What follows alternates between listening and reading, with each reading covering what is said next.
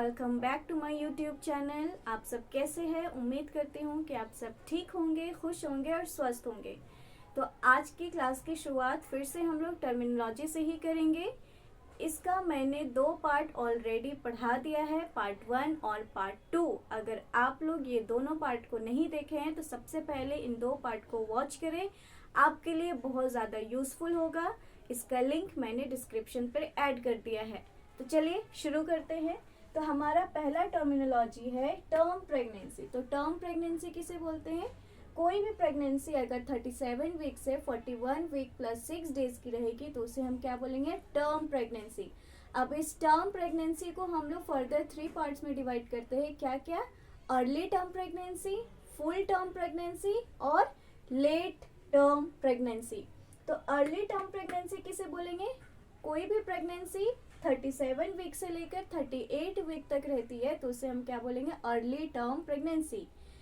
Full term pregnancy किसे बोलेंगे? 39 week से लेकर 40 वीक प्लस 6 डेज की प्रेगनेंसी को हम लोग क्या बोलेंगे? Full term pregnancy. अब लेट टर्म प्रेगनेंसी किसे बोलेंगे? कोई भी प्रेगनेंसी का ड्यूरेशन कब से कब तक रहेगा? 41 वीक से लेकर 41 वीक प्लस 6 डेज की प्रेगनेंसी को हम लोग क्या बोलेंगे? Full term pregnancy. तो अभी आपने जाना कि टर्म प्रेगनेंसी क्या है। अब मुझे बताइए कि टर्म प्रेगनेंसी हम लोग बोलते हैं आपका 37 वीक से 41 वीक प्लस 6 डेज की प्रेगनेंसी को। तो प्री टर्म प्रेगनेंसी किसे बोलेंगे? तो कोई भी फीमेल अगर 37 वीक ऑफ जेस्टेशन से पहले आपके पास आती है तो उस प्रेगनेंसी को हम लोग क्या बोलेंगे? Pre term pregnancy. Post term pregnancy किसे बोलेंगे? कि अगर किसी फीमेल की प्रेगनेंसी 42 वीक से ज्यादा होती है तो उसे हम लोग क्या बोलेंगे? Post term pregnancy. अब हमारा नेक्स्ट टर्म है एक्टोपिक प्रेगनेंसी। एक्टोपिक प्रेगनेंसी किसे बोलेंगे? अगर किसी फीमेल में फर्टिलाइज्ड ओवम का इम्प्लांटेशन और डेवलपमेंट यूटेराइन कैविटी में ना होकर कहीं और हो रहा है।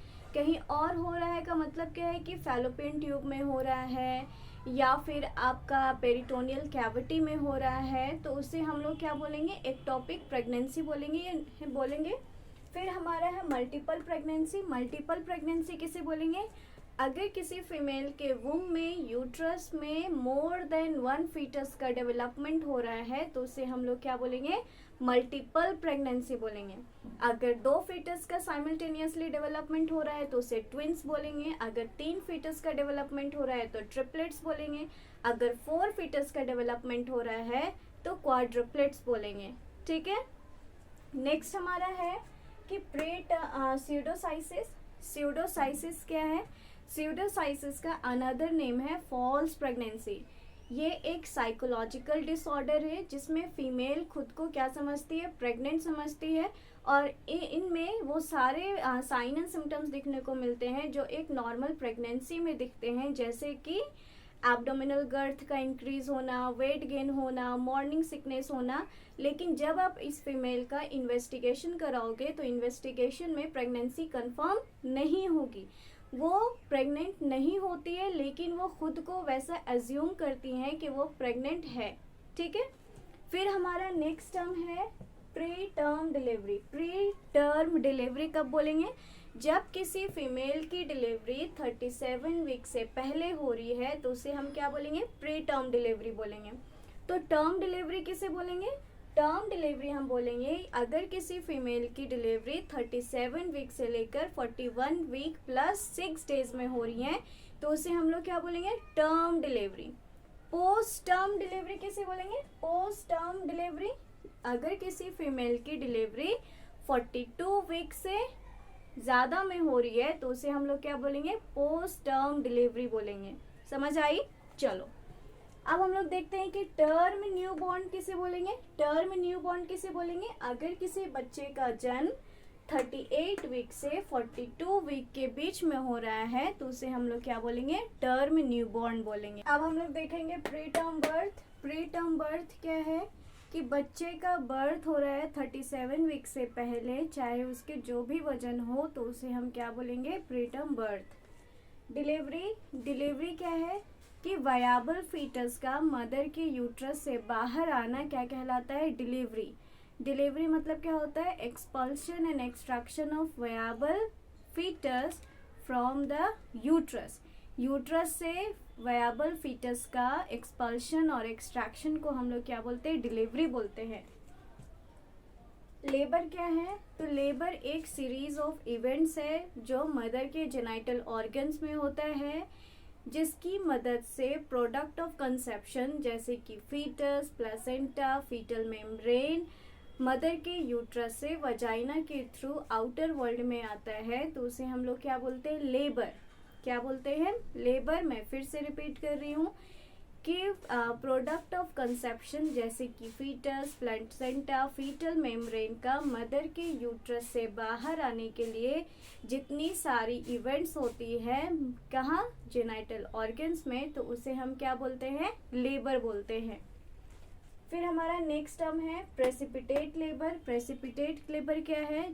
फर्स्ट स्टेज ऑफ लेबर और सेकेंड स्टेज ऑफ लेबर का combined duration less than 3 hours हो, तो उसे हम लोग क्या बोलेंगे? Precipitate labour. नेक्स्ट टर्म है हमारा pre term labour. Pre term labour किसे बोलेंगे?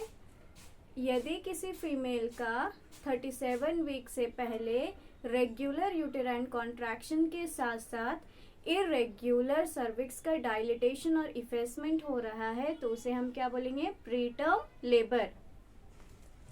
फिर हमारा है ओव्यूलेशन। ओव्यूलेशन क्या है? कि यह एक प्रोसेस है जिसमें ओवरी में जो मैच्योर ग्राफिन फॉलिकल्स के रप्चर होने से सेकेंडरी oocytes का रिलीज होना क्या कहलाता है? ओव्यूलेशन। सिंपली अगर बात करें तो सेकेंडरी oocyte का ग्राफिन फॉलिकल से रिलीज होना क्या कहलाता है? ओव्यूलेशन कहलाता है। नेक्स्ट टर्म है हमारा डेसिडुआ। डेसिडुआ किसे बोलेंगे? बताइए। तो डेसिडुआ हम प्रेग्नेंट यूट्रस के एंडोमेट्रियम को हम लोग क्या बोलते हैं? डेसिडुआ। नेक्स्ट टर्म है हमारा प्लेसेंटा। प्लेसेंटा क्या है? तो प्लेसेंटा एक ओवल डिस्कॉइड स्पॉन्जी स्ट्रक्चर है जो कब बनता है? प्रेगनेंसी के दौरान बनता है, जो क्या करता है? मदर और फीटस को कनेक्ट करने का काम करता है और साथ ही साथ मदर फीटस को ये न्यूट्रिशन और ऑक्सीजन पहुंचाता है और उसके एक्सक्रीटरी प्रोडक्ट को मदर के ब्लड में पहुंचाने का काम करता है, तो उसे हम लोग क्या बोलते हैं? प्लेसेंटा बोलते हैं। नेक्स्ट हमारा टर्म है एंटीनेटल केयर। एंटीनेटल केयर क्या है?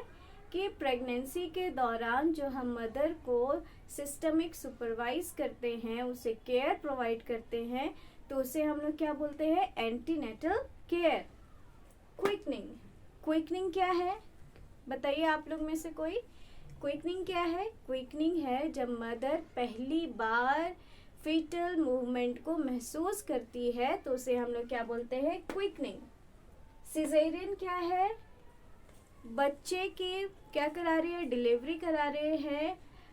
कैसे? इंसीजन के जरिए मदर के एब्डोमेन में इंसीजन देकर जब हम बच्चे की डिलीवरी करा रहे हैं, बच्चे को यूट्रस से बाहर निकाल रहे हैं, तो उसे हम लोग क्या बोलते हैं? सिजेरियन। अब हमारा नेक्स्ट टर्म है PROM। PROM का फुल फॉर्म क्या है? Premature rupture of membrane. तो premature rupture of membrane क्या है? 28 वीक के बाद और लेबर ऑनसेट से पहले स्पॉन्टेनियस रप्चर हो जाना किसका? मेम्ब्रेन का, तो उसे हम लोग क्या बोलते हैं? Pre mature rupture of membrane. आप लोग सभी को पता होगा कि हमारा फीटस जो है वो एक मेम्ब्रेन से कवर होता है, तो अगर वही मेम्ब्रेन 28 वीक के बाद और लेबर शुरू होने से पहले स्पॉन्टेनियस रप्चर हो जा रहा है, तो उसे हम लोग क्या बोलेंगे? Pre mature rupture of membrane. फिर क्या है हमारा APH। APH क्या है? Antepartum haemorrhage. हेमरेज किसे बोलते हैं? एक्सेसिव ब्लीडिंग को बोलते हैं।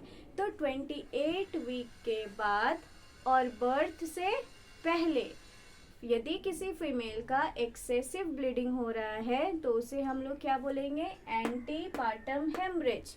ठीक है, चलिए हमारा अगला है टर्म है ओलिगोहेड्रोएमनियोज। आप लोगों को पता होगा कि हमारा जो फीटस है, फीटस एक सैक में रहता है और उस सैक में क्या पाया जाता है, फ्लूइड पाया जाता है, और उस फ्लूइड को हम लोग क्या बोलते हैं, एमनियोटिक फ्लूइड बोलते हैं। ठीक है, तो जब यही एमनियोटिक फ्लूइड की क्वांटिटी कम हो जाती है, कितना कम होती है, 200 ml से कम हो जाती है, तो उसे हम क्या बोलते हैं, ओलिगोहेड्रोएमनियोज। अब हम लोग देखते हैं हमारा लास्ट टर्म है पॉलीहेड्रोएमनियोज। पॉलीहेड्रोएमनियोज किसे बोलते हैं, जब एमनियोटिक फ्लूइड का क्वांटिटी क्या हो जा रहा है, बढ़ जा रहा है। कितना बढ़ रहा है, 2000 ml से ज़्यादा हो जा रहा है, तो उसे हम लोग क्या बोलते हैं, पॉलीहेड्रोएमनियोज। तो इसके साथ मैं अपना वीडियो, आज का वीडियो एंड करूँगी। अगर आपको मेरा वीडियो अच्छा लगा है तो प्लीज़ मेरे वीडियो को लाइक करें, शेयर करें और मेरे चैनल को सब्सक्राइब करें, और साथ ही साथ कमेंट भी करें कि आपको मेरी पढ़ाई गई चीज़ें समझ में आती हैं या नहीं। तो जल्दी जल्दी जाइए मेरे चैनल को सब्सक्राइब कीजिए ताकि मुझे और भी ज़्यादा मोटिवेशन मिले और मैं और सारे वीडियोस लेकर आपके सामने आऊँ। तो थैंक यू।